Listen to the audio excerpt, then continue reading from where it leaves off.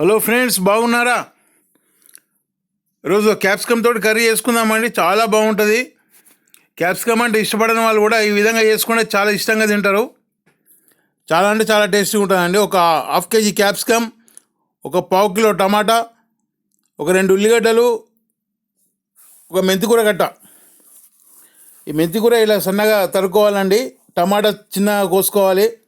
Capsicum ఒక medium size cut చేసుకోవాలి. ఉల్లిపాయ కూడా కట్ చేసి పెట్టుకోవాలి. వీటన్నింటి కటింగ్ అయిన తర్వాత పక్క పెట్టేసుకొని స్టవ్ వెలిగించి ప్యాన్ పెట్టుకోవాలండి. ఈ క్యాప్సికమ్ ఈ సైజులో కట్ చేసుకోవాలి.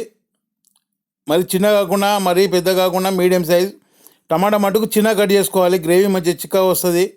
ఉల్లిగడ్డ కూడా చిన్నగా కట్ చేసుకోవాలి. ఇది మెంతికూర.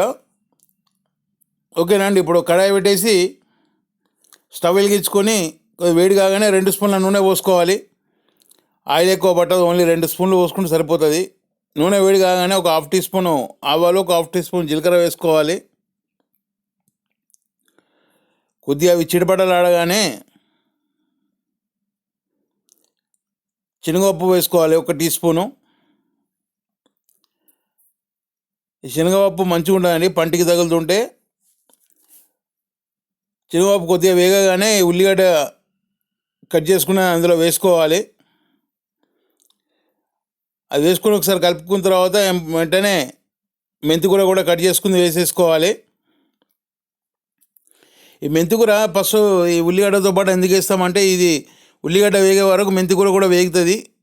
మంచి ఫ్లేవర్ వస్తుంది అండి కర్రీకి, స్మెల్ బాగుంటుంది. మెంతికూర కొద్దిగా వేగిన తర్వాత 1 టీ స్పూన్ అల్లం వెల్లుల్లి పేస్ట్ వేసుకుని కలుపుకోవాలి. ఈ అల్లం వెల్లుల్లి పేస్ట్ పచ్చివాసన పోయేంత వరకు కలుపుకోవాలి. తర్వాత ఒక హాఫ్ టీ స్పూను పసుపు వేసుకోవాలి. ఇప్పుడు టమాటా వేసి కలుపుకోవాలి. ఉల్లిగడ్డ మరీ గోల్డెన్ బ్రౌన్లోకి వచ్చేదాకా వేయించుకోవాలని ఏం లేదు. ఈ టమాటాతో పాటు ఉడుకుతుంది అది.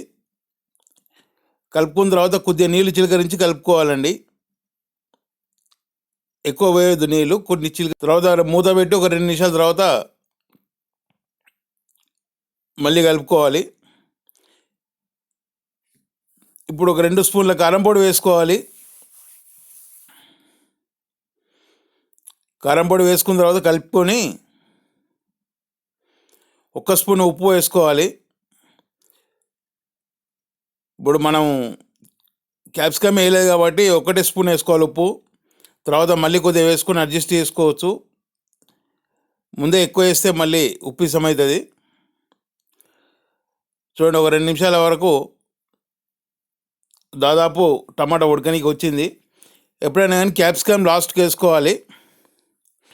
ఇప్పుడు కొద్దిగా కొత్తిమీర వేసి కలుపుకోవాలి. ఈ కలుపుకున్న తర్వాత మళ్ళీ కొద్దిగా నీళ్లు చిలకరించాలి.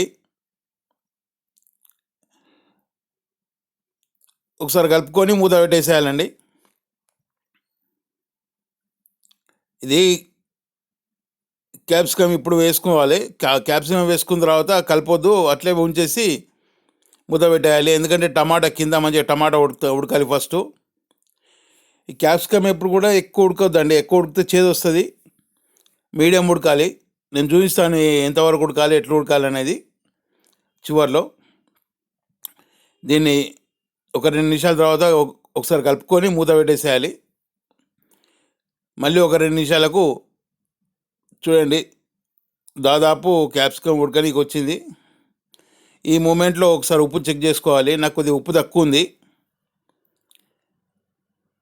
ఒక హాఫ్ టీ స్పూన్ ఉప్పు వేసుకున్నాను. తర్వాత 1 టీ స్పూన్ ధనియాల పొడి వేసుకోవాలండి.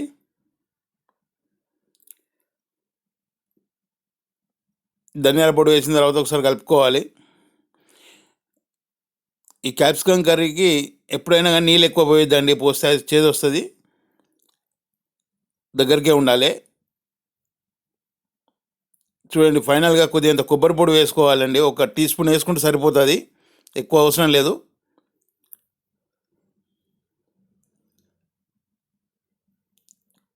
ఫైనల్గా కొద్దిమీర వేసుకోవాలి. ఫ్రెండ్స్, ఛానల్ ఎవరైనా సబ్స్క్రైబ్ చేసుకోకుండా సబ్స్క్రైబ్ చేసుకోండి ప్లీజ్.